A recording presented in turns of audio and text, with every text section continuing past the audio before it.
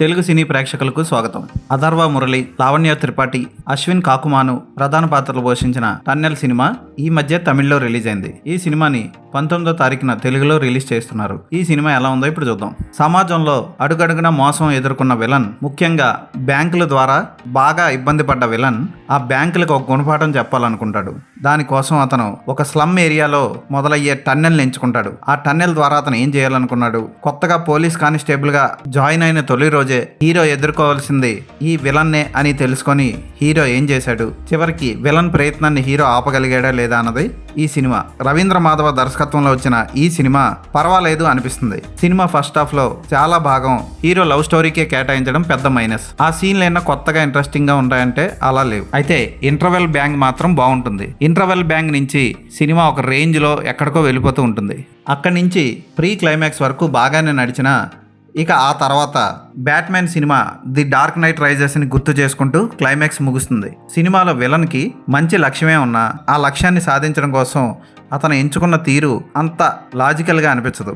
చెప్తే థ్రిల్ పోతుందని నేను చెప్పట్లేదు. ఇక హీరోకి మంచి లక్ష్యమే ఉంటుంది. అయితే హీరోకి విలన్ తమ్ముడికి విలన్కి మధ్య ఉన్న కనెక్షన్ని క్లైమాక్స్లో బాగా చూపించాడు. 2 ఏళ్ల క్రితం మొదలైన గొడవకి ఇంత నరమేధం జరిగిందని క్లైమాక్స్లో పోలీసులను అడుగుతారు జర్నలిస్టులు. ఇంకా ఇక్కడతో అయిపోయిందని పోలీస్ జవాబు చెప్తాడు. కానీ క్లైమాక్స్లో ఇంకా ఉంది అన్నట్లు చూపిస్తాడు దర్శకుడు. అథర్వ మురళి, అశ్విన్ కాకుమాను పాత్రలకు న్యాయం చేశారు.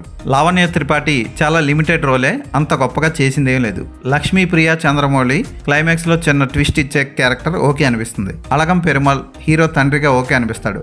షారా హీరో ఫ్రెండ్గా ఓకే అనిపిస్తాడు. ఫోటోగ్రఫీ బాగుంటుంది.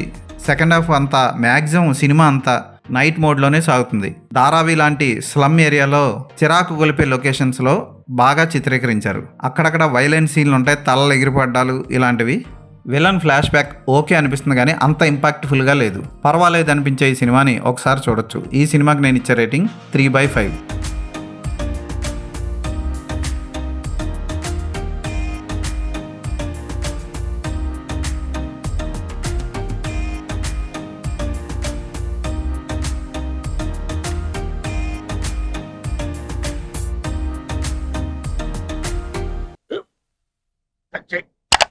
స్కూల్ బెంచ్ లాగా ఎంత గట్టిగా ఉందోరా?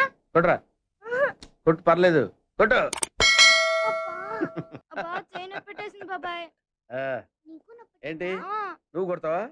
కమా బీట్ మీ యార్. వద్దు బాబాయ్. వాణ్ణి నేను కొట్టడం లేదమ్మా, వాణ్ణే నన్ను కొట్టమంటున్నాను. నువ్వేం కంగారు పడక్కర్లేదు. అడుగుతావేంటి?